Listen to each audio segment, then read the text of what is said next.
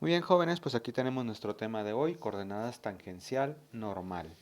Aquí lo que tenemos es una trayectoria. He dibujado un plano donde la línea roja representa la trayectoria de un objeto. Es decir, el objeto anda dando vueltitas por allí en el plano XY. Nosotros hemos manejado nuestras variables dinámicas de la siguiente manera, en coordenadas llamadas coordenadas rectangulares.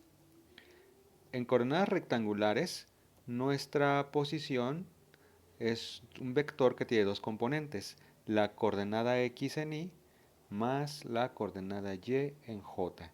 Si yo derivo este vector, obtengo la velocidad, que es la velocidad de x en y más la velocidad y en j. Y si vuelvo a derivar este vector, obtengo la aceleración, que sería la aceleración x en y más la aceleración y en j. Entonces, esto lo hemos estado manejando en coordenadas rectangulares. Recordemos que la velocidad es un vector tangente a la trayectoria. Si yo, por ejemplo, elijo este punto de mi trayectoria que voy a llamar punto A, si yo aquí dibujo la velocidad tiene que ser más o menos así. Un vector que es tangente a la curva roja.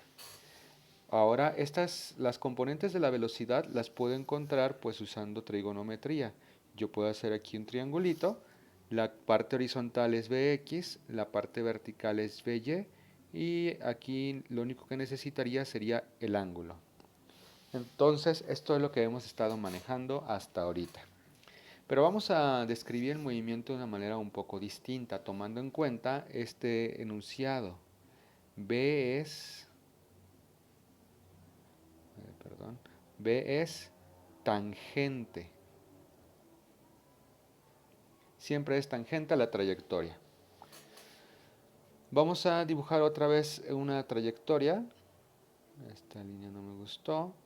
Así. Y vamos a marcar algo que se llaman vectores unitarios, tangencial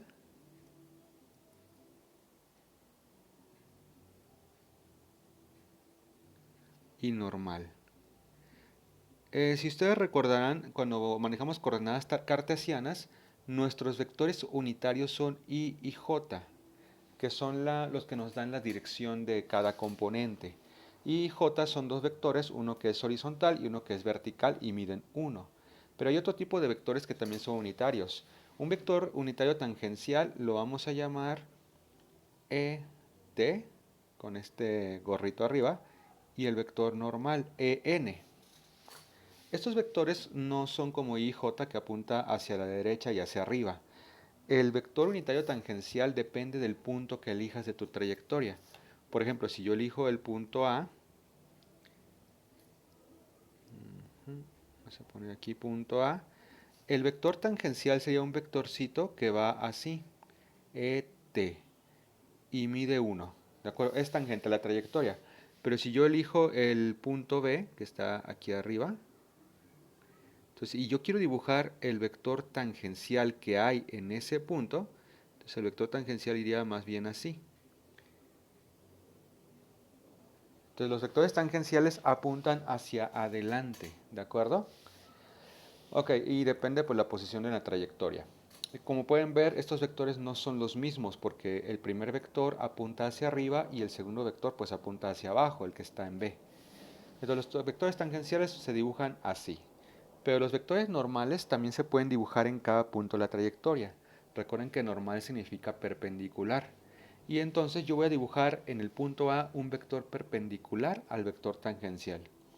Ese vector perpendicular debe apuntar, ojo, el vector normal apunta hacia lo que vamos a llamar el centro de curvatura.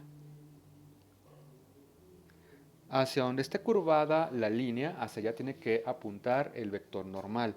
Por ejemplo, en el punto A, el vector normal apuntaría hacia aquí, que podría decirse como hacia adentro del círculo, si esta parte fuera una circunferencia. Pero en el punto B, la circunferencia o la curvatura apunta hacia abajo. Entonces, en el punto B, mi vector normal apuntaría en esta dirección. Estos vectores forman 90 grados. Pues aquí hay 90 grados y aquí también hay 90 grados.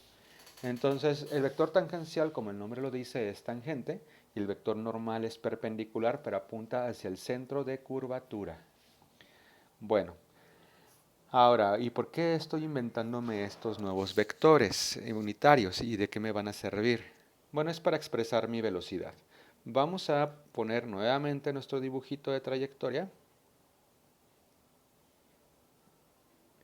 Y fíjense que en el punto A, bueno, lo voy a marcar.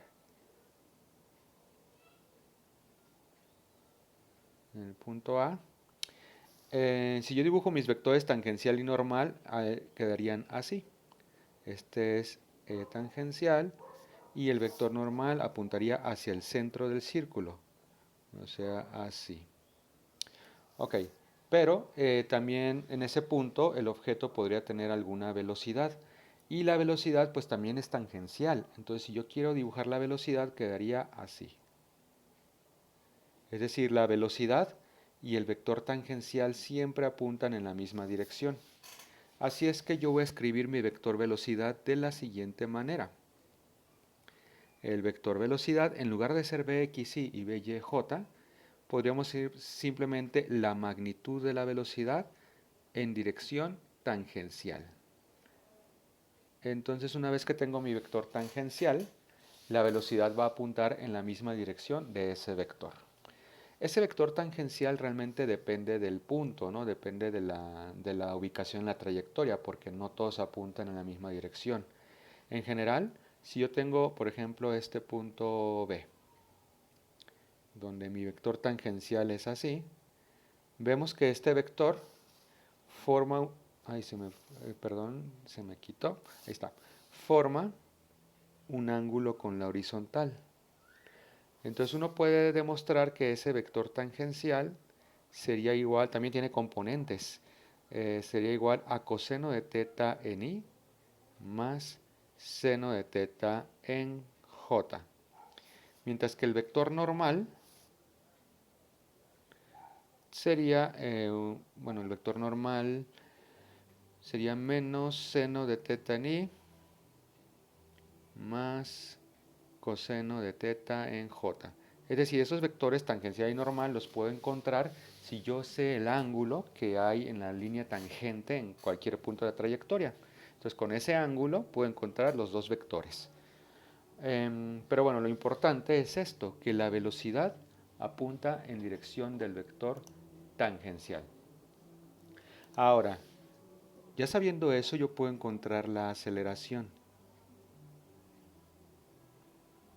La aceleración, pues ya saben que es la derivada de la velocidad con respecto al tiempo. Es decir, la derivada respecto al tiempo de lo que tengo aquí arriba, rapidez por el vector tangencial. Entonces, uno tiene que derivar eso y es un producto, es el producto de la magnitud de la velocidad por el vector tangencial. Sin embargo, en este caso, los dos términos de ese producto, los dos factores varían, porque la rapidez puede ir cambiando en la trayectoria y el vector tangencial, como pueden ver en los dibujos, no es el mismo, va cambiando de dirección. Entonces se tiene que derivar como la derivada de un producto. Entonces quedaría de esta manera. Sería derivada de b respecto a t por el vector tangencial más b por la derivada del vector tangencial con respecto al tiempo. Esto sería mi aceleración. Entonces pueden ver que la aceleración tiene dos componentes. Una componente tangencial y una componente, bueno, la otra que todavía no sé qué es, porque es la derivada del vector tangencial con respecto al tiempo. Pero eso lo vamos a sacar en la siguiente línea. Entonces miren, la aceleración, déjenlo escribo todo, he obtenido hasta ahorita que la velocidad es igual a la rapidez en dirección tangencial y la aceleración es igual a derivada de la rapidez con respecto al tiempo en la dirección tangencial más rapidez por derivada del vector tangencial respecto al tiempo. Esta derivada, que es la derivada de un vector, es la que es un poco rara. ¿Cómo se deriva ese vector tangencial? Bueno, no lo voy a demostrar, pero la derivada del vector tangencial respecto al tiempo es igual a lo siguiente. Es igual a la velocidad entre el radio del círculo por la dirección normal. Ustedes pueden ver esta demostración pues en su libro de mecánica. Combinando estas dos líneas, lo que es aceleración y lo que es la derivada del vector tangencial, tengo lo siguiente. La aceleración es igual a derivada de la rapidez con respecto al tiempo en dirección tangencial más es b entre r la derivada, pero aquí hay otra b aquí afuera, si se fijan, aquí hay otra b. Entonces va a quedar b cuadrada más b cuadrada entre el radio por la dirección normal. Entonces esta fórmula es lo que me queda para la aceleración. Ok, vamos a entender qué significa esta fórmula, porque pues, puede ser un poco confuso tanto simbolito, pero más o menos significa lo siguiente. Cuando un objeto está en una trayectoria, digamos así, y el objeto está en un punto, digamos este punto, tiene una velocidad, la cual es una velocidad tangencial. Y tiene la velocidad tiene una sola componente. La velocidad es igual a la rapidez en dirección tangencial. Pero la aceleración sí tiene dos partes y hay que saber distinguirla. Una parte de la aceleración es tangencial, la cual voy a llamar AT. Y hay una parte de la aceleración que es perpendicular y hacia adentro del círculo, la cual voy a llamar AN. Hay dos aceleraciones, pues, la aceleración tangencial y la aceleración normal. La aceleración tangencial es este término de aquí. La aceleración tangencial es igual a la derivada de la rapidez con respecto al tiempo, mientras que la aceleración normal es el término que es b cuadrada entre el radio. Entonces la aceleración,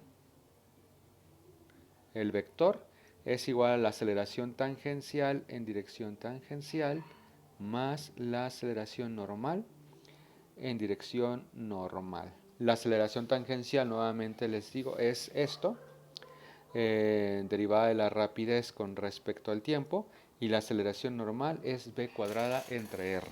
Entonces eso es lo primero que hay que entender. Va a haber dos aceleraciones, una tangencial hacia adelante y una hacia el centro del círculo, que es la aceleración normal.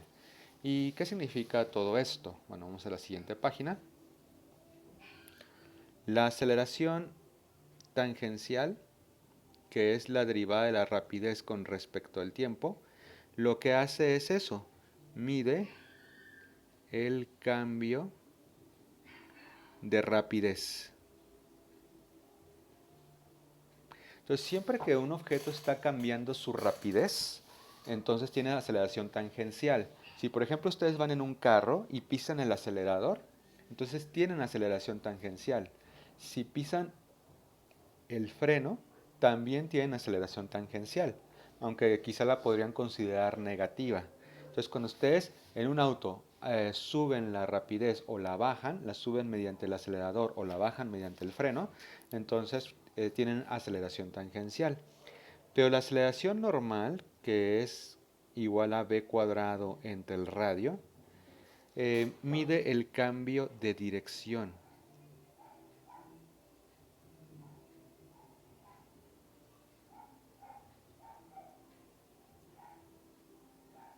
Siempre que un automóvil o cualquier objeto en realidad está en una trayectoria curva, siempre, por el simple hecho de estar en curva, tiene aceleración normal y está dirigida hacia el centro de la curvatura. Y esa aceleración normal es b cuadrada entre r, donde r es el radio de la curva. Entonces fíjense que la aceleración normal Mientras más grande sea la velocidad con la que pases la curva, más grande va a ser esa aceleración normal.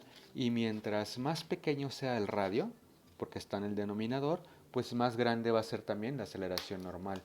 Entonces, la aceleración normal siempre existe en curvas.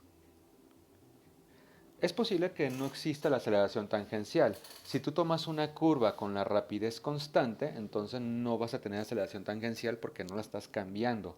Pero por el simple hecho de estar en la curva, ya tienes una aceleración normal. Esa aceleración normal ustedes la pueden experimentar y la han experimentado muchas veces. Cuando uno va en un auto, en una carretera, supongamos que aquí pues hay un auto y vas a cierta velocidad, entonces tú vas a sentir una aceleración normal. Lo que tú vas a sentir es un efecto inercial llamado aceleración centrípeta. Ese efecto inercial va en contra de la aceleración.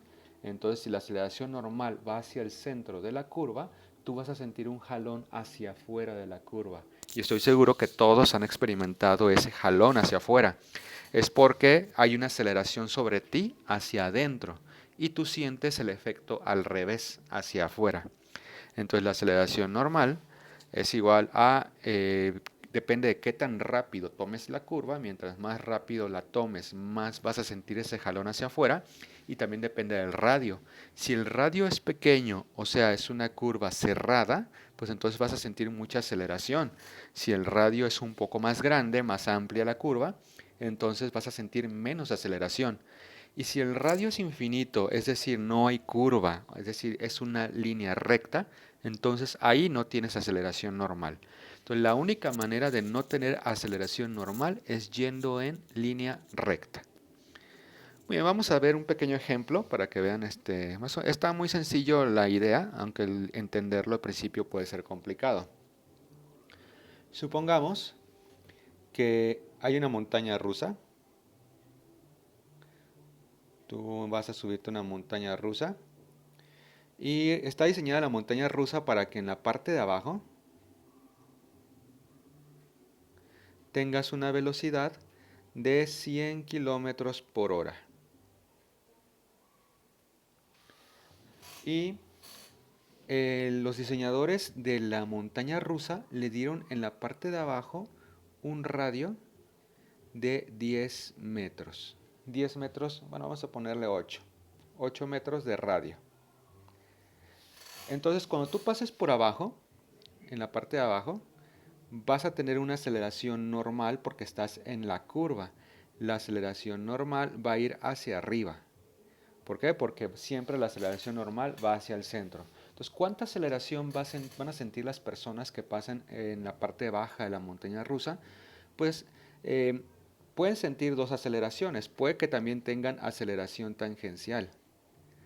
La aceleración tangencial va a depender pues del cambio de qué tan rápido estás frenando o acelerando en ese lugar, la rapidez. Pero la aceleración normal también la vas a sentir porque estás en la curva.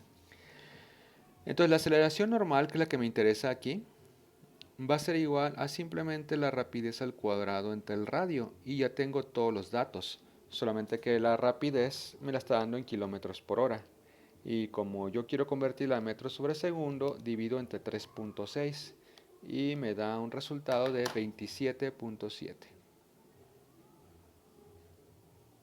Esto es al cuadrado y esto es entre el radio, entre 8 metros. Entonces las personas que pasen por ahí van a tener esa aceleración normal. Esto me va a dar un resultado de, vamos a ver, hago el cálculo, 27.7 al cuadrado entre 8 da 95.9 metros sobre segundo al cuadrado. La aceleración normal, como todas las aceleraciones, se mide en metros sobre segundo al cuadrado. Y ese es el resultado. Esto es lo que vale la aceleración normal. Pero ese valor, ¿qué significa? 95.9 metros sobre segundo al cuadrado. ¿Es mucho o es poco? Bueno, pues si lo comparas con la gravedad, vamos a dividir este valor 95.9 entre la gravedad, que es 9.8. Y esto me da 9.8, es coincidencia, 9.8 G, 9.8 gravedades. ¿Y eso es mucho, es poco? Es mucho. Porque por cada G, por cada gravedad que tú sientas en una aceleración, eso vas a sentirlo en tu peso, o sea, tu peso se va a multiplicar. Si tú tienes más o menos 10 G de aceleración, vas a sentir 10 veces tu peso encima.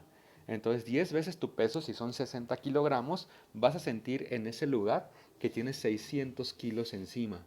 Entonces, sí es mucha la aceleración. Entonces, un ser humano soporta bien aceleraciones de 4G o 5G, ¿no? Ya después de eso no es agradable. Entonces, si tú diseñas una montaña rusa con estas especificaciones, pues vas a matar a la gente. ¿Ven? Por eso es importante pues saber un poco de física, ¿no? Por lo menos si vas a diseñar montañas rusas. Entonces 9.8G es mucho. De hecho, si lo llegaras a elevar a 20G, ya les causas daños. Y 50G prácticamente es muerte. Entonces no hagan montañas rusas donde en las curvas tengan aceleraciones de 50G o más o menos 350 metros sobre segundo al cuadrado. No, bueno, no, sería como 500 metros sobre segundo al cuadrado. Ok, entonces 95.9 metros sobre segundo al cuadrado sí es mucho.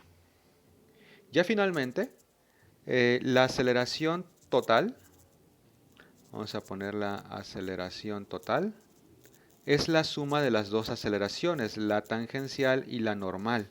Solamente que esos son vectores, así es que se tiene que sumar con Pitágoras. Es decir, si te llega a pedir la aceleración total que tiene el objeto, es la suma de la aceleración tangencial al cuadrado más la aceleración normal al cuadrado, y a esto le sacamos raíz cuadrada. Entonces, eso sería la aceleración total que tiene el objeto.